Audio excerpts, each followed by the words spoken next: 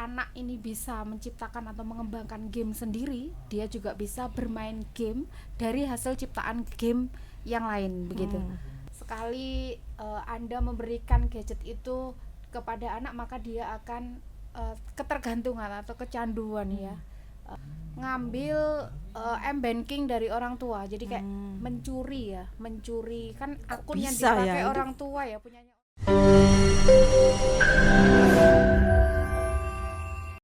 Assalamualaikum warahmatullahi wabarakatuh. Jumpa lagi di Maklumat Podcast. Tentu saja di channel YouTube kesayangan kita, Maklumat ID, yang membedah fenomena kehidupan sehari-hari yang kami kemas secara kritis, edukatif namun solutif. Bersama saya Rista Erviana Giordano. Dan tema kita kali ini adalah pro kontra larangan game Roblox oleh Mendikdasmen dan apa urgensinya bagi pendidikan anak. Di studio Umsida telah hadir narasumber kompeten kami. Dia adalah Dekan Fakultas Psikologi dan Ilmu Pendidikan Universitas Muhammadiyah Sidoarjo atau Umsida. Dia adalah Dr. Septi Budi Sartika MPD. Assalamualaikum warahmatullahi wabarakatuh, Bu Septi. Waalaikumsalam warahmatullahi wabarakatuh, Mbak Rista. Terima kasih atas kedatangannya.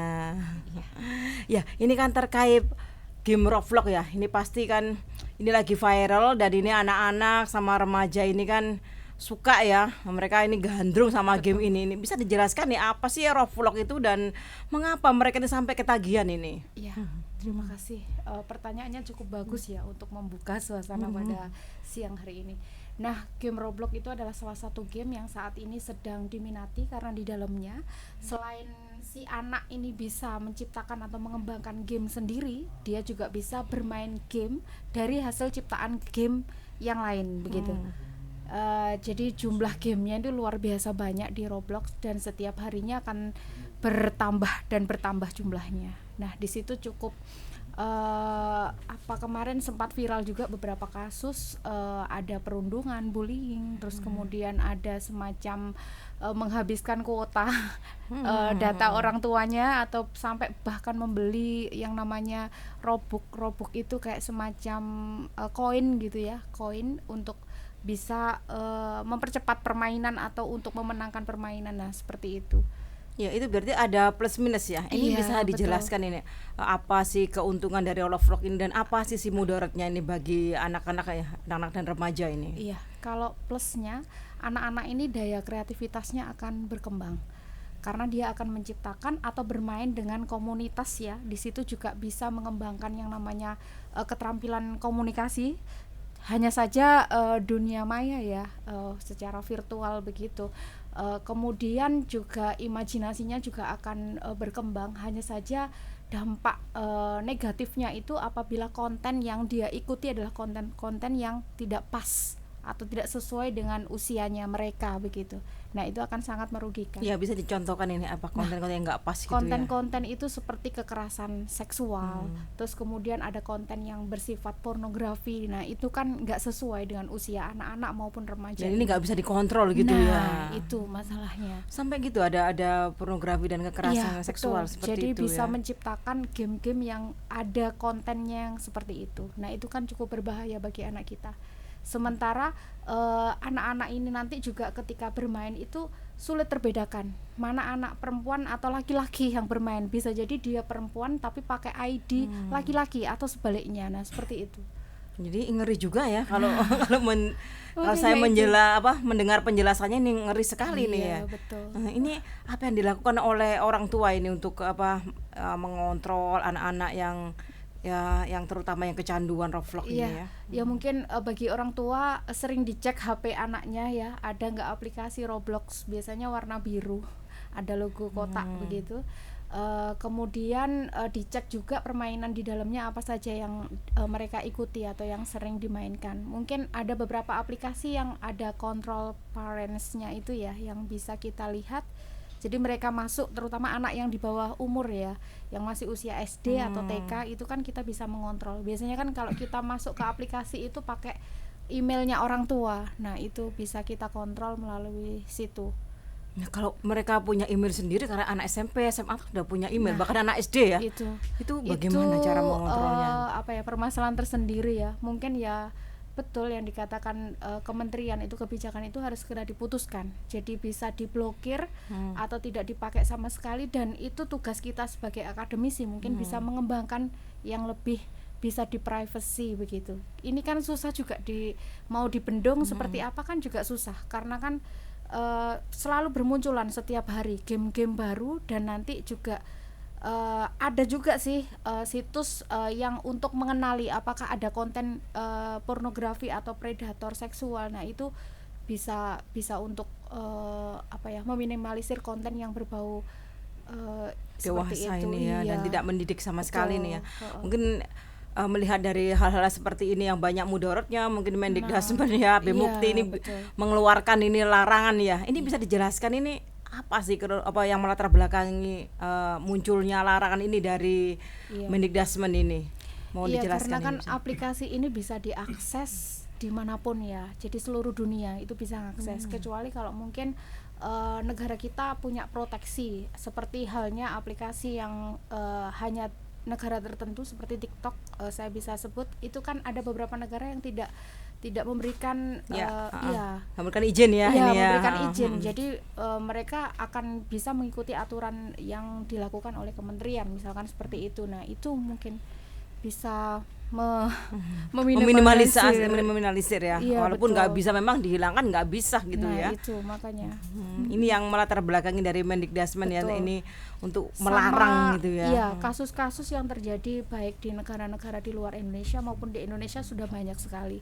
Jadi kayak semacam perkembangan anak itu kan biasanya kita sering dihadapkan pada anak itu harus menghormati orang tua, menghormati guru, atau menghargai sesama teman. Nah itu sudah jarang ya nggak semuanya sih, ini kasuistik saya sebut ya. Mungkin anak belum bisa mengontrol emosinya, jadi setiap hari itu marah tanpa sebab. Nah itu juga bisa jadi karena pengaruh game tersebut. Jadi gitu. Secara psikologis itu mempengaruhi ya, kayak apa itu tonton kekerasan kayak gitu ya. Seperti itu ya. Ini banyak mudaratnya sih kalau menurut saya ini. Saya menyarankan ya secepatnya aja di close ya. Di close artinya nanti para akademisi atau para anak muda, kita kan punya banyak talenta muda nih ya. Nah coba buat yang lebih punya manfaat banyak daripada mudorot seperti ini. Ini dari mana ya game ini ya? Kalau boleh tahu, ini saya nggak tahu soalnya ini awam juga sih, Roblox gitu. Dari luar kalau tidak salah, dari luar sejak tahun 2006. Nah, 2006. Udah cukup lama ya. Sudah cukup lama. Dan boomingnya barusan. Tapi karena itu kan upgrade terus Ibu ya. Upgrade dari tahun ke tahun kan upgrade, jadi banyak sekali perkembangan yang bisa dibuat atau digunakan. Itu ya. Jadi kembali ke apa tadi, orang tua atau anak tadi yang menggunakan emailnya itu cara mengontrolnya. Kalau menggunakan emailnya si anak, apakah orang tua bisa ya masuk ya? Gitu. Kalau emailnya dari anak susah juga ya. Jadi peran orang tua di sini harus komunikasi yang baik ya dengan anaknya, sehingga nanti ada semacam keterbukaan begitu loh. Keterbukaan supaya apapun informasi yang dia peroleh itu dia terbuka dengan orang tuanya. Nah ini agak susah, prakteknya agak susah, karena anak-anak di usia remaja itu kebanyakan sudah bukan tidak lagi membutuhkan orang tua, dia sudah bisa memutuskan gitu ya sendiri, saya itu mau apa begitu ya. Kalau hasil keputusannya ini sifatnya baik dan positif is okay, enggak apa-apa. Tetapi kalau negatif, kita kan juga susah ya, apalagi orang tua sekarang kan banyak yang bekerja dua-duanya. Nah itu seperti itu pengontrolannya. Apalagi kalau remaja seperti kalau SMP SMA itu masih labil kan ya. Betul. Untuk secara psikologinya mereka ya masih labil, masih kepingin menunjukkan jati dirinya gitu ya. Kalau mungkin untuk anak-anak SD sih masih bisa ya. Bisa pakai email kita. Tapi beberapa anak yang usia mungkin SD kelas tinggi ya, itu sudah bisa bikin email sendiri juga bisa. Karena memang bikin email itu is simple, sangat mudah. Iya, sangat mudah. Dan memang untuk apalagi untuk generasi Z ini, mereka terlahir itu memang udah teknologi udah digital, udah canggih ya. Dan mereka udah pegang HP ini ya. Iya, benar. Ya kalau menurut Bu Septi ini, kalau mereka tuh pegang HP yang tepat ini, yang ideal tuh di usia berapa ya untuk anak-anak ini ya? Sebetulnya HP itu kan bentuk teknologi ya, tapi kalau digunakan secara tepat maka hasilnya juga akan baik. Tetapi ketika digunakan tidak tepat, ya banyak mudorotnya. Usia berapa ya dikenalkan digital? Di usia pendidikan anak usia dini, seingat saya di beberapa instrumen instrumen akreditasi sekolah ya, di situ itu juga ada pembelajaran berbasis digital. Jadi kayak layar screen itu sudah dikenalkan. Jadi tidak hanya dari laptop maupun layar proyektor, tetapi HP pun juga sudah dikenalkan di usia dini. Hanya saja ada pembatasan waktu atau jam ketika mereka bertatap layar. Nah, mungkin satu hari cukup 1-2 jam. Nah, itu pun nanti konten yang mereka cermati itu adalah konten-konten yang sifatnya edukasi, kayak game, bagaimana menghitung jumlah angsa yang berenang di sungai atau apa. Nah, sifatnya seperti itu. Itu untuk anak-anak SD ya, Iya, tapi untuk yang remaja PAUD, juga. pendidikan anak Oh, yang usia PAUD dini. juga Iya. ya. Gitu Jadi ya. ada instrumen itu yang menyatakan bahwa di dalamnya pembelajaran dengan menggunakan digital seperti itu. Nah, berarti kan sudah harus dikenalkan Iya, di usia betul. dini. Sejak dini itu ya. Betul. Di usia dini 3 tahun mungkin. Gitu. Iya. Ya, nanti kita lanjutkan lagi ya perbincangan kita ini ya. Iya. Monggo kita minum dulu air mineral Kimas, produksi dari anak-anak panti asuhan yang dibawa dikelola LPP dan daerah Muhammadiyah Malang. Monggo silakan. Iya.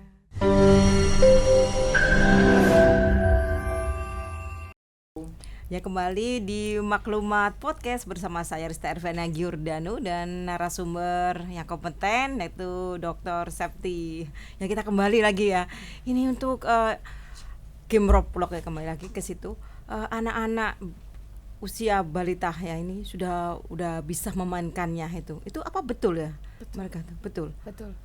Jadi meski anak tersebut tidak sekolah ya, belum sekolah di PAUD pun, kalau keseharian mereka itu ada yang mengajarkan. Jadi sekali tatap lihat gitu aja mereka sudah akan paham apa yang harus dilakukan, itu sudah paham. Sebegitu mudahnya ya Roblox Sangat ya. mudah. Iya, sangat mudah itu sangat ya. mudah. Hanya diperlihatkan sekali, mungkin anak itu akan mencermati ya. Sifatnya anak itu kan meniru ya. Jadi dia akan menirukan apa yang harus dilakukan. Nah, cepat.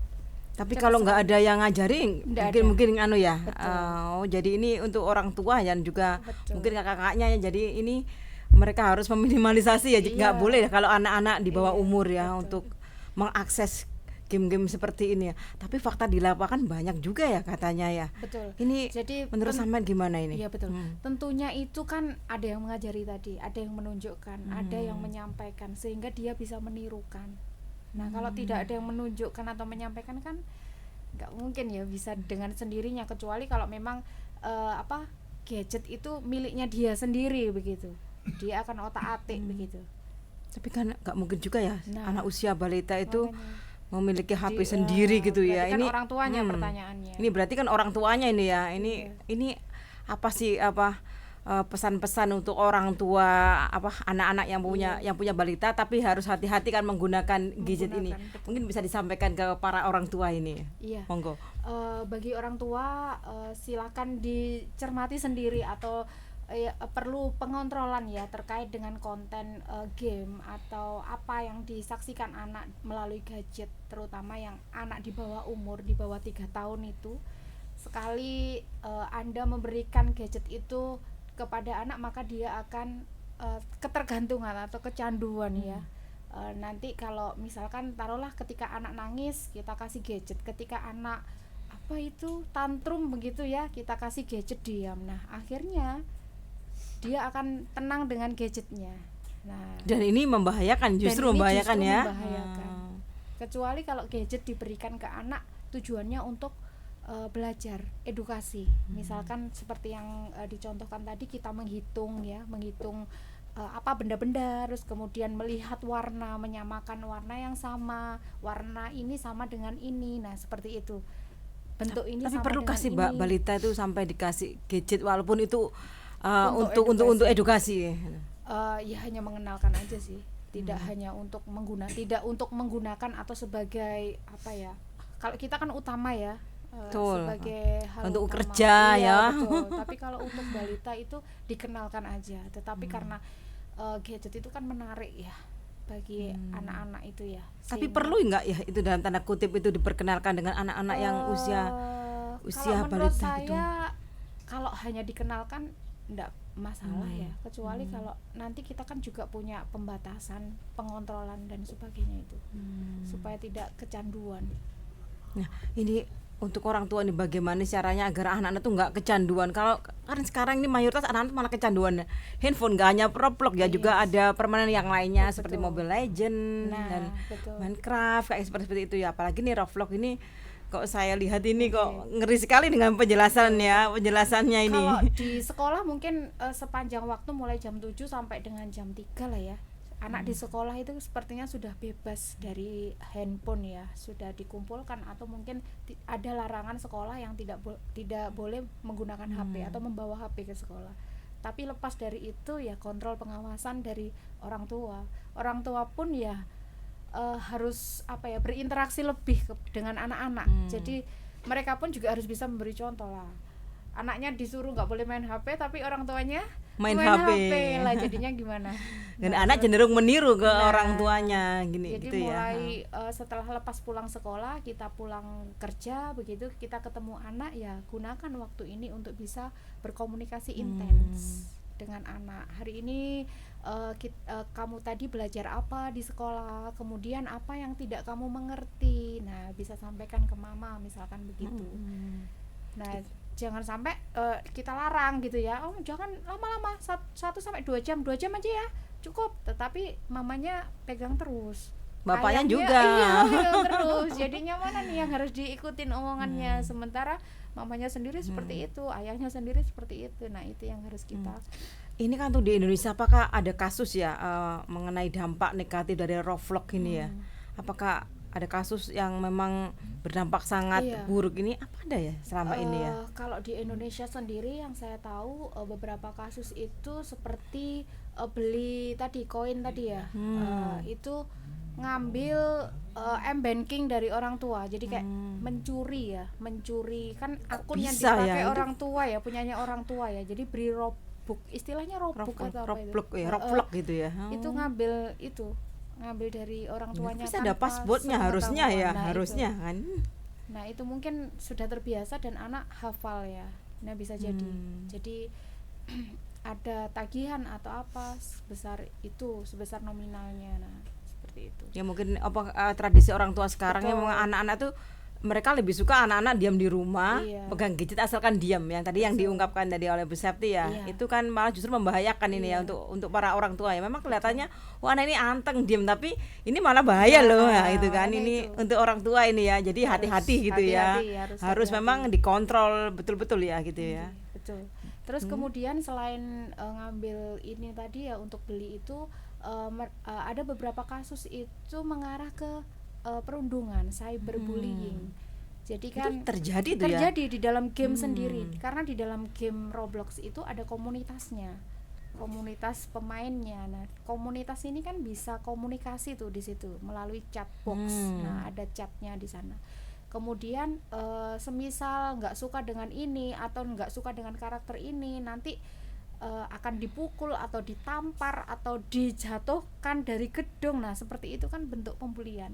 Walaupun lewat ketikan itu ya. Iya, lewat game. Meskipun lewat game, tetapi enggak menutup kemungkinan. Itu lewat gamenya ya, bukan chat bukan ya? Bukan ya, chat. Dari chat sama gamenya. Oh, jadi dari game sama apa mereka di chat juga. Betul. Ya ketikan itu. Nah, seperti itu. Jadi kayak memojokkan ini, enggak suka dengan ini, misalkan dipojokkan sampai ditampar, dipukul, terus dijatuhkan. Nah, bisa dibayangkan kekerasan yang dilakukan oleh anak-anak usia yang sangat kecil dini ya.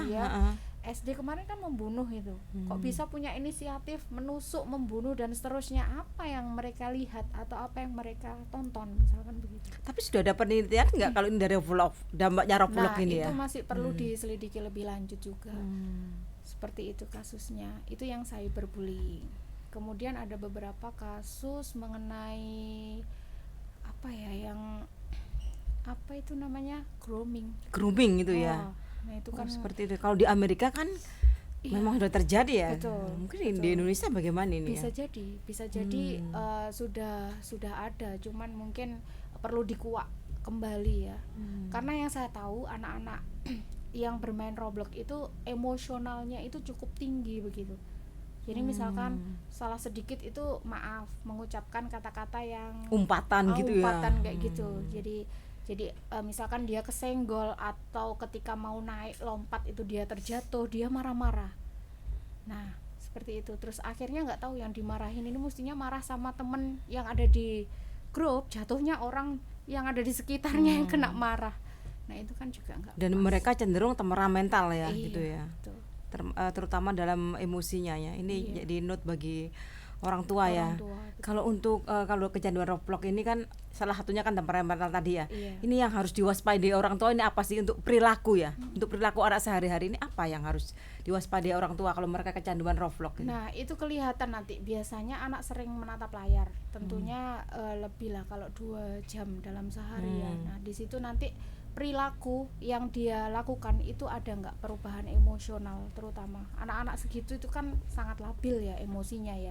Itu terus kemudian efek berikutnya dia nggak mau bersosialisasi mungkin dengan teman dalam lingkungan rumah atau dengan teman yang ada di Atau keluarganya tuh ya. iya betul, atau teman yang ada di sekolahnya. Jadi dia lebih menyendiri, kayak kalau bahasa kerennya itu introvert gitu. Introvert ya. Iya. Sampai segitunya ya. Nah, Efek menyendiri. dari Jadi ini ya. dia lebih senang bermain dengan komunitas yang ada di Roblox daripada bermain di dunia nyata. Itu kan bahaya. Sangat-sangat berbahaya itu kan. Makanya itu. Jadi apa kayak antisosial lah seperti itu ya. Ya kita cut dulu ya sambil minum Kimas mineral water supaya bisa berstamina lagi, bisa segar lagi gitu ya. Monggo silakan.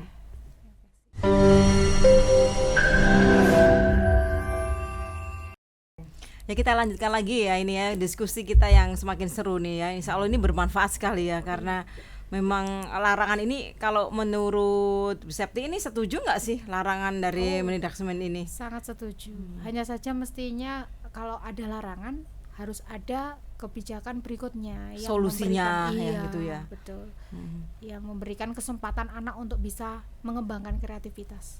Jadi ini intinya nggak bisa dilarang total, nggak bisa ya, nggak bisa untuk itu ya. Kalau Betul. dilarang total ya. Jadi mungkin ada penyaringan konten. Ada penyaringan konten yang mana konten ini lebih banyak bermain ke edukasi. Genre sebuah game itu kan banyak sekali ya. Di Roblox itu lengkap genrenya, mulai dari simulasi, itu ada role play juga ada, kemudian explore itu juga ada. Lengkap semua itu Lengkap jadi ya. semua. Sandbox atau membangun itu ya, itu juga ada. Jadi anak-anak ini Sport. apa?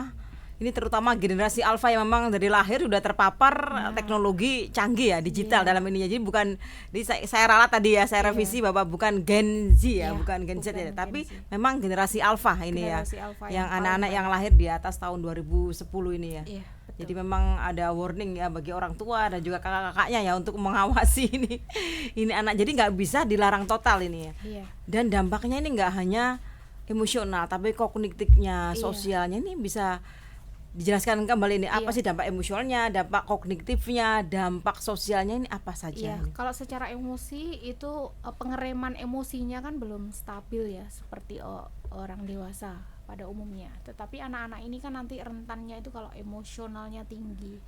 Kalau dia diarahkan ke sesuatu yang baik akan baik jatuhnya. Tetapi kalau marah-marah tanpa sebab, nah seperti itu kan juga kurang bagus.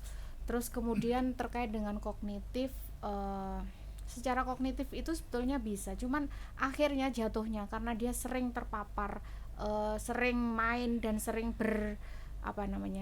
berkolaborasi dengan teman-teman dalam mabar ya istilahnya ya, mabar. main bareng, Main gitu. bareng nih ya. Lupa waktu, akhirnya lupa belajar. Nah kalau lupa belajar, PR juga nggak dikerjakan, akhirnya ya turun secara akademiknya. Nah itu dampaknya. Terus kemudian kalau secara satu lagi tadi Sosial. Oh Dampak sosial. sosial Nah ya. kalau sosial itu nanti dia cenderung suka bersosialisasi tapi hanya di dunia maya. Jadi dia introvert tadi. Nggak dan ini bisa sangat bergaul. membahayakan Iya, ya. itu cukup berbahaya. Jadi tidak bisa ditebak.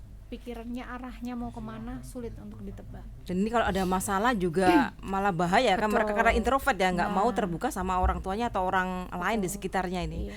Dan apakah ini bisa memicu untuk ya mohon maaf ya ini jangan sampai ditiru itu bunuh diri itu. Nah, itu beberapa kasus yang mungkin perlu dieksplor lebih lanjut lagi, apakah itu karena pengaruh game Roblox atau pengaruh yang lainnya.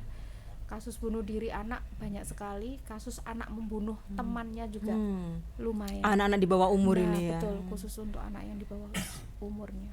Dan ini kan nggak hanya untuk peran orang tua atau lingkungan sekitar juga, tapi ini menurut tanggapannya Bu Septi, ini apa sih yang seharusnya dilakukan oleh peran guru juga nggak dapat dielakkan juga ya. Ini apa ya peran guru di sekolah untuk anak-anak terutama yang usia golden age ini agar tidak terpapar oleh Roblox ini. Untuk anak-anak generasi alpha ya, supaya tidak terpapar. Sayangnya di usia itu saat ini itu sedang banyak-banyaknya ya. Jadi memang booming sekali. Anak saya sendiri terutama contohnya ya, semuanya tuh punya akun Roblox. Bahkan di setiap HP itu ada instalan Roblox-nya begitu. Cuman memang kami batasi dalam penggunaan. Memang aplikasinya namanya Roblox gitu Roblox, ya? iya, Roblox. Nah, memang kami batasi 1 hari maksimal 2 jam. Tetapi dengan adanya pembatasan itu, misalkan dia melebihi gitu ya, nanti akan saya alihkan kegiatan yang lainnya, misalkan keluar rumah gitu ya, ke lapangan atau bermain di taman fasilitas umumnya perumahan. Nah, seperti itu kita alihkan kegiatan yang lain. Ya, untuk peran guru di sekolah-sekolah ini gimana? Kalau peran gurunya, kalau di sekolah kan nggak boleh bawa HP ya, nggak boleh bawa HP atau gadget, ada larangan, banyak sekolah yang melarang itu. Nah, gurunya sering ada himbauannya. Kalau ada anak yang punya perilaku sepertinya anak ini ada ketergantungan sesuatu deh, sepertinya anak ini sering main game jadi kurang fokus dan seterusnya. Nah, itu ada himbauan atau ada peringatan, kemudian orang tuanya bisa dipanggil untuk bisa dimintai sama-sama lah menjaga. Namanya pengasuhan kan tidak hanya dari guru, orang tua kan juga punya peran di situ. Ya, ini kan Kementerian Dikdasmen ini belum memutuskan untuk melarang ya. Ini belum dok ya, belum goal ini ya. Ini apa sih kalau kan ada masukan ya bagi pemerintah atau pengambil kebijakan ini, ada masukan ini kalau umpama ini sudah dilarang gitu ya, udah didok ke DPR, itu apa sih masukannya untuk agar ada solusi-solusi khusus mungkin dari Bu Septi ini, mungkin bisa didengar oleh pengambil kebijakan. Sekalian aja kalau mau disaring kan Roblox ini tiap harinya itu gamenya selalu bertambah ya. Kalau mau disaring mau sampai kapan menyaring begitu ya, udah sekalian aja ditutup atau diblokir. Selesai.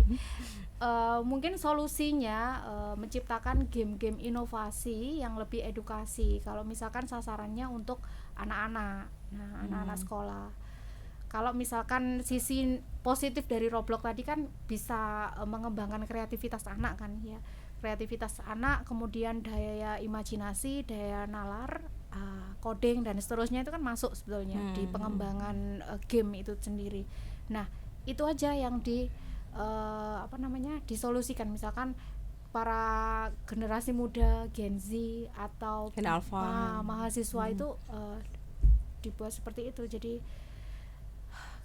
mending sekalian aja. Jadi intinya ini untuk pengambil kebijakan ya, terutama Kementerian Dikdasmen ini memang diblokir ini ya, untuk kebermanfaatan ya, karena banyak mudorotnya seperti itu ya. Banyak mudorotnya daripada manfaatnya sih.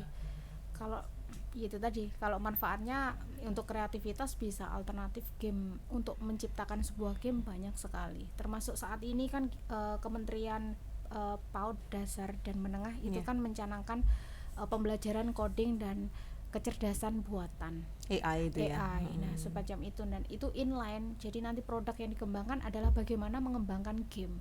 Nah, cocok. Jadi ditutup aja. Kita galakkan bagaimana membuat game yang inovatif, edukatif, dan mencerdaskan anak bangsa untuk generasi emas 2045. Kalau saya sih malah setuju memang kalau memang itu diblokir, karena kalau melihat sisi mudaratnya itu memang menurut saya dalam tanda kutip mengerikan sekali ya. Betul. Ya, ini ada juga sih sebagian masyarakat yang memang mereka tuh berpikir bahwa kalau untuk Roblox ini ditutup itu ya, itu bisa sih nggak berdampak pada prestasi yang si anak ini, terutama dalam kreativitasnya anak ini. Bisa nggak itu membunuh dan tanda kutip kreativitasnya mereka ini? Kan sudah tergantikan dengan munculnya pembelajaran coding dan AI di sekolah, mulai dari jenjang PAUD, SD, SMP, SMA, SMK. Maka anak itu nanti akan diberikan dasar bagaimana coding begitu ya, sampai bagaimana nanti bisa membuat program. Nah, ini diarahkan ke game. Salah satunya mungkin ya. Atau hiburan gitu ya. Nah, seperti itu. Yang mendidik untuk anak-anak ini ya. Jadi game karya anak bangsa. Cocok.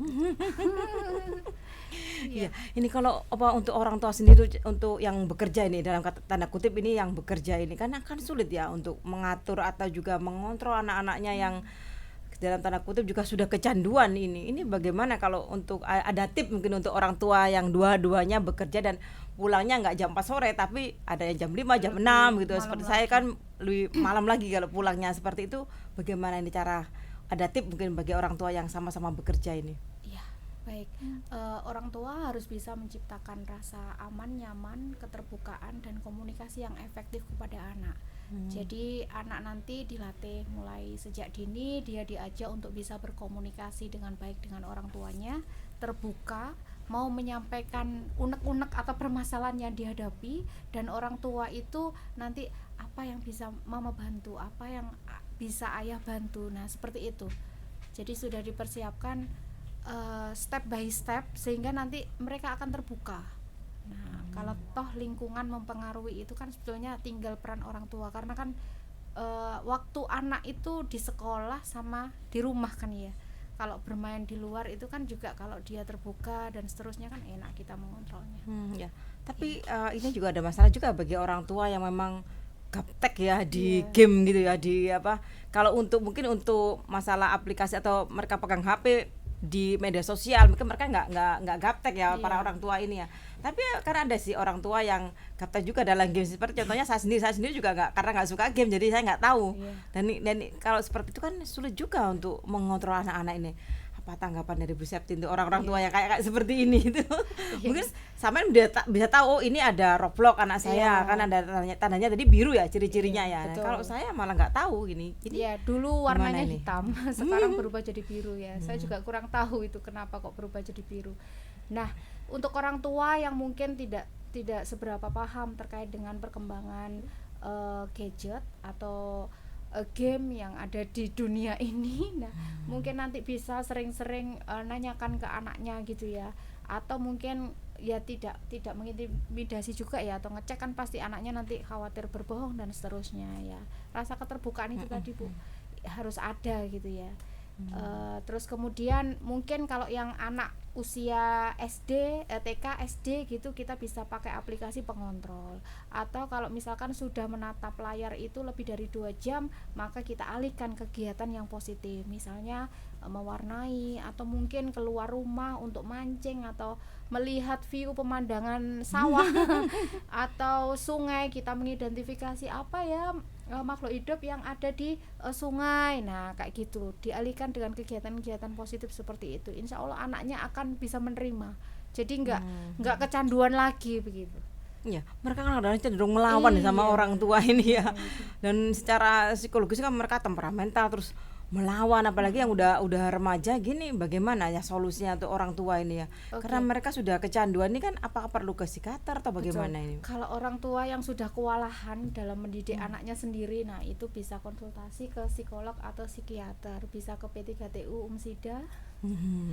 Boleh bisa melalui Fakultas Psikologi dan Ilmu Pendidikan Umsida. Nah, bisa diulangi lagi nih yang jadi untuk para orang tua atau wali siswa yang memang anaknya udah kecanduan Roblox ya, udah tanda-tanda edik ini ya. Ini bisa konsultasi ke psikiater kalau memang mereka nggak mampu nggak mampu untuk menangani anaknya atau kewalahan ini, bisa ke P3TU. Monggo dijelaskan sekali lagi. Bagi orang tua yang kewalahan untuk mendidik anaknya sendiri gitu ya, bisa konsultasi ke kami di P3TU, Pusat Layanan Psikologi Terapan Umsida, ada di kampus 3 Umsida Universitas Muhammadiyah Sidoarjo.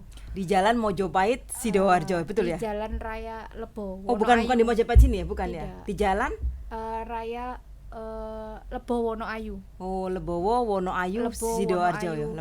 Gitu ya. Lebo Wonoayu Sidoarjo.